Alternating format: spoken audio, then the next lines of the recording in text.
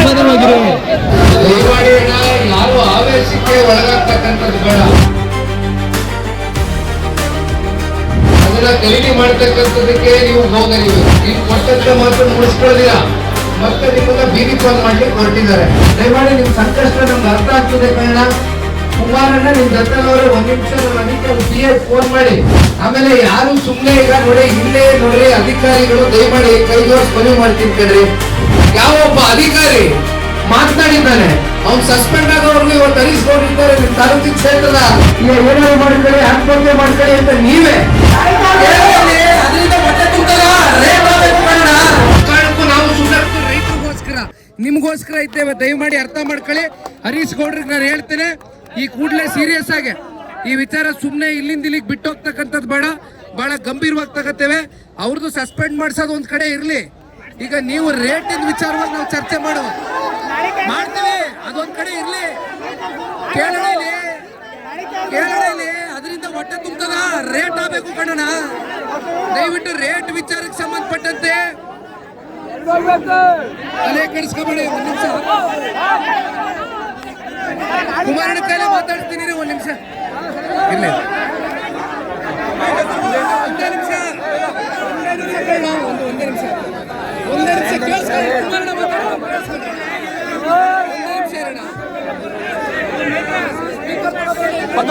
Speaker ತಗೊಬರೋಣ. ಈ ಕಡೆ ಒಂದ್ ಸ್ವಲ್ಪ ಈ ಕಡೆ ಮಧ್ಯಕ್ಕೆ ತಗೊಂಬಂದಡಿ, ದಯಮಾಡಿ ಮಧ್ಯಕ್ಕೆ ತಗೊಂಬಂದಡಿ. ಕುಮಾರಣ್ಣ ಮಾತಾಡ್ತಾರಣ, ಒಂದೇ ನಿಮಿಷ ಕೇಳಿಸ್ಕೊಳ್ರಣ, ಒಂದೇ ನಿಮಿಷ.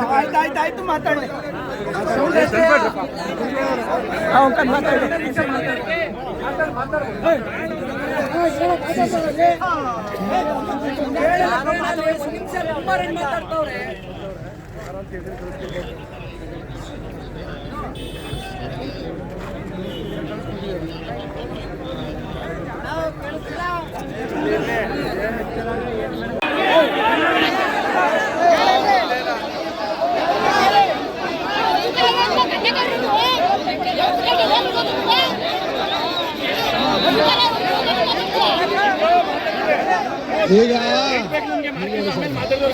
15 ನಿಮಿಷ ಸಮಾಧಾನವಾಗಿರಿ. ನಿಮ್ಗೆ ನಾವು ನಮ್ಮ ಯುವ ನಾಯಕರಂತ ನಿಖಿಲ್ ಕುಮಾರಸ್ವಾಮಿ ಅವರು ಕಳೆದ ಬಾರಿ ಹೋರಾಟ ಮಾಡಿ ಹೊಗೆ ಸೊಪ್ಪಿನ ರೈತರ ಪರವಾಗಿ ಹೋರಾಟ ಮಾಡಿರೋದು ನಾವೆಲ್ಲ ಹೋದ್ ಸರಿ ಡೆಲ್ಲಿ ತನಕ ಹೋಗಿದ್ದೀವಿ.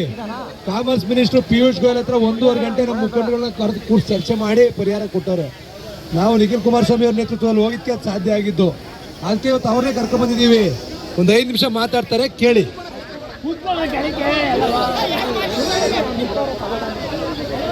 ದಯಮಾಡಿ ಅಣ್ಣ, ಯಾರು ಆವೇಶಕ್ಕೆ ಒಳಗಾಗ್ತಕ್ಕಂಥದ್ದು ಬೇಡ. ಯಾಕೆಂದ್ರೆ ನನಗೆ ಪ್ರತಿನಿತ್ಯ ನಿಮ್ಮ ವರ್ಷದ ಪರಿಸ್ಥಿತಿಗಳು, ನೀವು ಹೊಗೆ ಸೊಪ್ಪು ಬೆಳೆದ ಮೇಲೆ ಅದನ್ನ ಖರೀದಿ ಮಾಡ್ತಕ್ಕಂಥದ್ದಕ್ಕೆ ನೀವು ಗೋಗರಿಬೇಕು. ಮತ್ತೆ ಇನ್ನ ಅದಕ್ಕೆ ರೇಟು ಫಿಕ್ಸ್ ಮಾಡೋದಕ್ಕೆ ಅದಕ್ಕೊಂದು ರೇಟ್ ಕೊಟ್ಟ ಮೇಲೆ ಮತ್ತೆ ಅದರಲ್ಲಿ 40 ರೂಪಾಯಿ, 50 ರೂಪಾಯಿ, 60 ರೂಪಾಯಿ ನಿಮ್ ಕೊಟ್ಟಂತ ಮಾತನ್ನು ಉಳಿಸ್ಕೊಳ್ದಿರ ಮತ್ತೆ ನಿಮ್ಮನ್ನ ಬೀದಿ ಪಾಲ್ ಮಾಡ್ಲಿಕ್ಕೆ ಹೊರಟಿದ್ದಾರೆ. ಕಳೆದ ವರ್ಷ ಹರೀಶ್ ಗೌಡ್ರು ಹೇಳ್ದಂಗೆ ಒಂದು ರೈತ ಆಯೋಗ ನೀವಾಗ ಬಂದು ನಮ್ಮ ತೋಟದಲ್ಲಿ ಕೂತು ಚರ್ಚೆ ಮಾಡಿ ಕುಮಾರಣ್ಣನ ಹತ್ರ ಚರ್ಚೆ ಎಲ್ಲ ಆಯ್ತು ಮೊದಲನೇ ಹಂತದಲ್ಲಿ. ಕೊನೆಗೆ ಡೆಲ್ಲಿಗೆ ಕರ್ಕೊಂಡು ಹೋದ್ವು.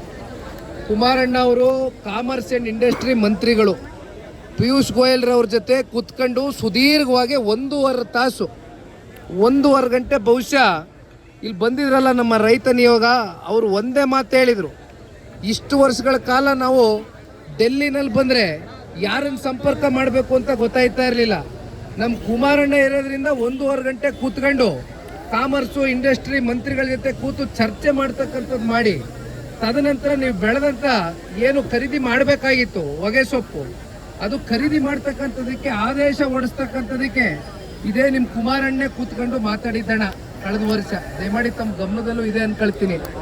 ಹಾಗಾಗಿ ನಾನು ತಮ್ಮಲ್ಲಿ ಮನವಿ ಮಾಡ್ತಕ್ಕಂಥದ್ದು, ಇವತ್ತು ಪಿರಿಯಾಪಟ್ಟಣಕ್ಕೆ ಹೋಗೋದಿತ್ತು, ಪಿರಿಯಾಪಟ್ಟಣದಲ್ಲಿ ಕಾಯ್ತವ್ರೆ. ನನಗೆ ವಿಚಾರ ಗೊತ್ತಾಯ್ತು, ಹರೀಶ್ ಗೌಡ್ರು, ಮಾದೇವಣ್ಣ ಅವರು, ಅಶ್ವಿನ್ ರವರು. ಯಾಕೆಂದ್ರೆ ನಮ್ಗೆ ಗೊತ್ತು, KR ನಗರ ಇರ್ಬೋದು, ಕೋಟೆ ಇರ್ಬೋದು, ಹುಣಸೂರು ಇರ್ಬೋದು, ಪಿರಿಯಾಪಟ್ಟಣ ಸೇರಿ ಅರ್ಕಲ್ಗೂಡಲ್ಲಿ ಒಂದು ಕ್ಷೇತ್ರದಲ್ಲಿ ಬೆಳೀತಾರೆ. ಬರೀ 5 ವಿಧಾನಸಭಾ ಕ್ಷೇತ್ರದಲ್ಲಿ 5 ತಾಲೂಕುಗಳಲ್ಲಿ ಮಾತ್ರ ನೀವು ಹೊಗೆ ಸೊಪ್ಪು ಉತ್ಪಾದನೆ ಮಾಡ್ತಕ್ಕಂಥದ್ದು. ದಯಮಾಡಿ ನಿಮ್ಮ ಸಂಕಷ್ಟ ನಮ್ಗೆ ಅರ್ಥ ಆಗ್ತದೆ ಕಣ್ಣ. ಕುಮಾರಣ್ಣ ನಿಮ್ಮ ಜೊತೆಲಿ ಅವರೇ, ಒಂದ್ ನಿಮಿಷ ನಾನು ಅದಕ್ಕೆ ಅಲ್ಲಿ ಪಿ ಎ ಫೋನ್ ಮಾಡಿ ಒಂದ್ ನಿಮಿಷ ಕುಮಾರಣ್ಣನೇ ಮಾತಾಡ್ಬೇಕಾಯ್ತದೆ ಕಣಪ್ಪ ಅಂತಾನು ಹೇಳಿದೀನಿ. ದಯಮಾಡಿ ನೀವೇನು ಇವತ್ತು 50 ರೂಪಾಯೋ 60 ರೂಪಾಯೋ ಕಮ್ಮಿ ಮಾಡಿದ್ದಾರೆ ರೇಟು, 320 ರೂಪಾಯಿ ಅಂತ ನಿಮ್ಗೇನು ಮಾತು ಕೊಟ್ಟಿದ್ರು ಪ್ರಾರಂಭದಲ್ಲಿ, ಅದನ್ನ ಉಳಿಸ್ಕೊಳ್ತಕ್ಕಂಥದ್ದಕ್ಕೆ ಸನ್ಮಾನ್ಯ ಕುಮಾರಣ್ಣ ಅವ್ರಿಗೆ ನಾನು ದಾರಿಲಿ ಬರ್ತಾನು ಮಾತಾಡಿದ್ದೀನಿ ಗಾಡೀಲಿ ಕೂತ್ಕೊಂಡು.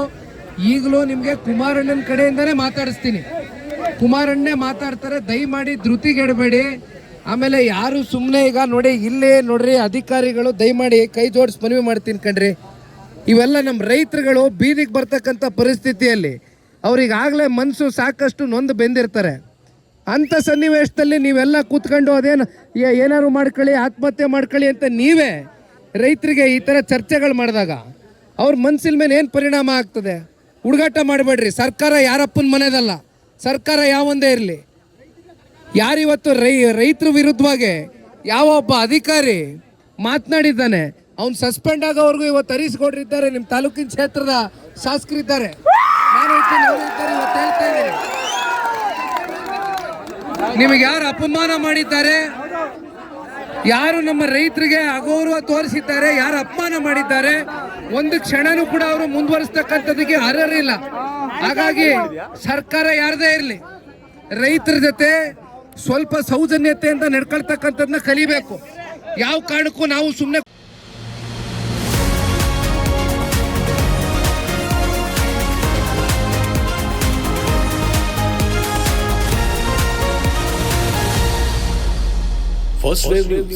ನಿಮ್ಮ ದಾರಿ ನಮ್ಮ ಜವಾಬ್ದಾರಿ.